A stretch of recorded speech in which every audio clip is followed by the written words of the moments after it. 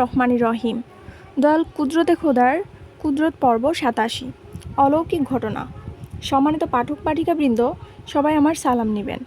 আজকের এই পর্বে জানতে পারবেন আশিকা রাসূল শাহনাজ আক্তার, স্বামী আশিকে রাসূল জহিরুল ইসলাম, গ্রাম হরিদাসপুর, থানা গলাচিপা, জেলা পটুয়াখালী। বর্তমান ঠিকানা বাবুরাইল ২ নং রোডের শেষ মাথায় মুসা খানের বাড়ি, চাষাড়া, নারায়ণগঞ্জ। মুফতি রফিকুল ইসলাম সাহেবের চতুর্থ বোন। তার বোনের পক্ষ থেকে মুফতি রফিকুল ইসলাম ভাইয়ের পাঠানো একটি চাঞ্চল্যকর অলৌকিক ঘটনা। আশিকা রাসূল শাহনাজ আক্তার বলেন, আমার প্রথম বাচ্চাটি সিজারের মাধ্যমে ডেলিভারি করা হয়। এটা আমার দ্বিতীয় বাচ্চা। 2022 সালের সেপ্টেম্বর মাসে বাচ্চাটি সিজারের জন্য রায়েরবাগ একটি ক্লিনিকে নেওয়া হয়। আমাকে প্রথমে অপারেশন থিয়েটারে নিয়ে যাওয়া হয়।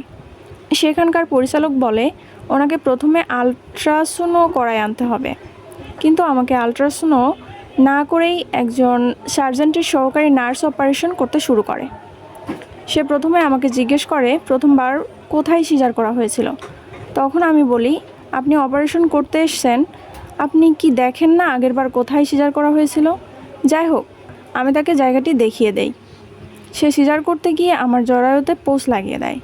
তখন আমি প্রচণ্ড ব্যথা পেয়ে শব্দ করে বলি, আপনি এটা কী করলেন?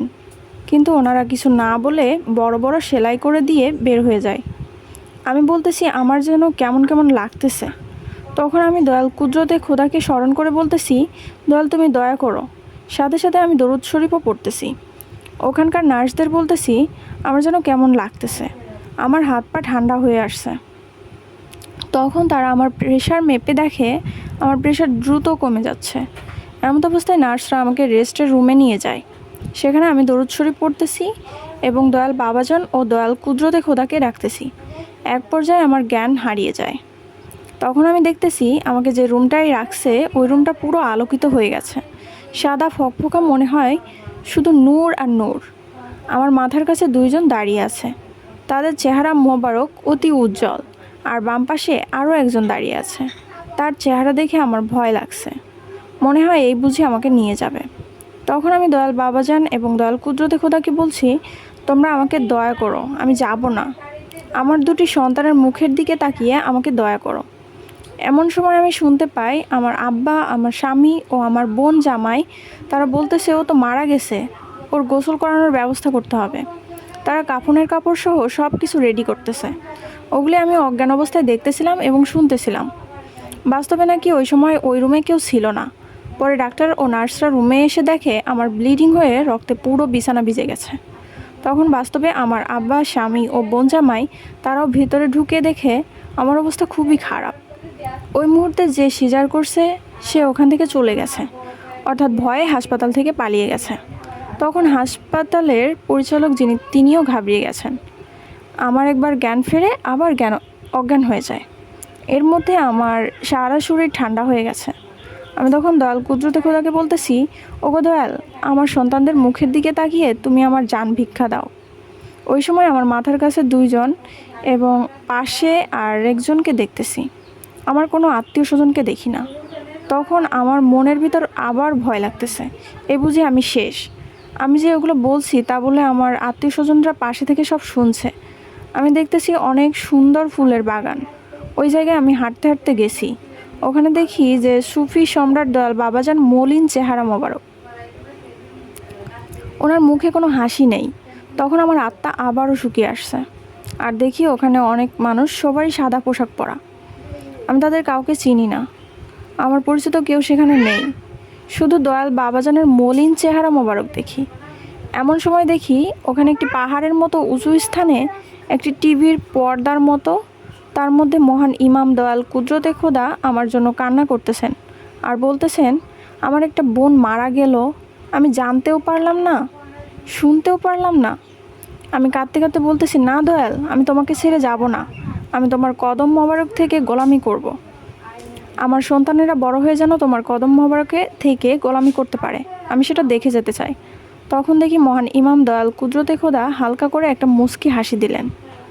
এসব ঘটনা ঘটছে আমার মৃত্যুর পর। এরপর ডাক্তাররা নাকি আমাকে রাত 2টার সময় ওখান থেকে ঢাকা মেডিকেলে নিয়ে যায়। আসলে তারা আমাকে নেয়নি, নিচে আমার লাশ। আমি যে মারা গেছি তারা বুঝতে পারে নাই, বা বুঝতে পারলেও আমার আত্মীয় স্বজনের কাছে গোপন রাখছে। যাই হোক, ঢাকা মেডিকেলে ডাক্তাররা আমাকে ভর্তি করতে চাচ্ছে না। তারা বলছে রোগী মারা গেছে, এই মরা রোগী আমরা ভর্তি করব না। গেটের সামনে নাকি অনেক নার্স, তাদের সবার একই কথা, এই মরা পচা রোগী ভর্তি করা যাবে না। এমন সময় আমি দেখতেছি একজন মহিলা ডাক্তার, বেশ লম্বা এবং অতি উজ্জ্বল চেহারা মোবারক। হয় তিনি দয়াল মা, না হয় তিনি দয়াল লক্ষ্মী মা হবেন। এত সুন্দর চেহারার কোনো মহিলা আমি এর আগে কখনো দেখি নাই। তিনি আমার মাথার হাত বুলিয়ে রাখছেন। হঠাৎ আমার মুখ দিয়ে আসছে, মা তুমি আমার প্রতি দয়া করো। তখন উনিও বলছেন, মা যদি তোমাকে কেউ ভর্তি না করে আমি তোমাকে ভর্তি করব এবং তোমাকে সুস্থ করে তুলব। তখন উনি নার্সদের বলছেন, একে ভিতরে নিয়ে যান। পরে নাকি আমাকে পুনরায় সিজারের জন্য অপারেশন থিয়েটারে নিয়ে যাওয়া হয়। ওখানে একটি কথা উল্লেখ করতে হয়, আর তা হলো শাহনাজ আপার রায়ের বাগ ক্লিনিকে প্রথম সিজারের সময় একটি বাচ্চা ছেলে হয়।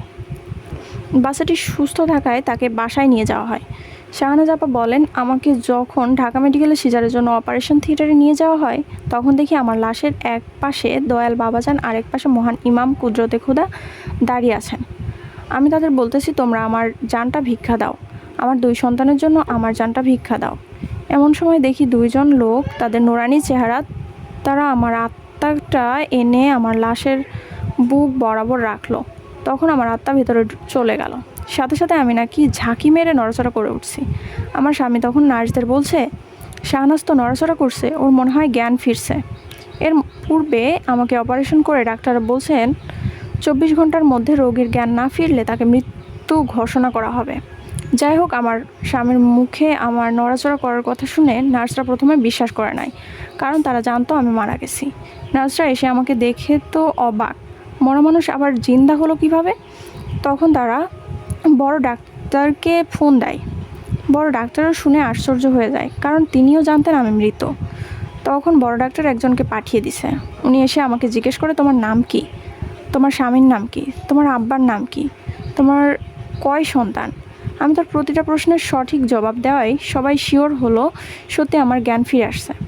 এভাবে মহান ইমাম দয়াল কুদরতে খোদার দয়ায় মহান রাব্বুল আলামিন আমাকে মৃত্যুর পর জীবন দান করলেন।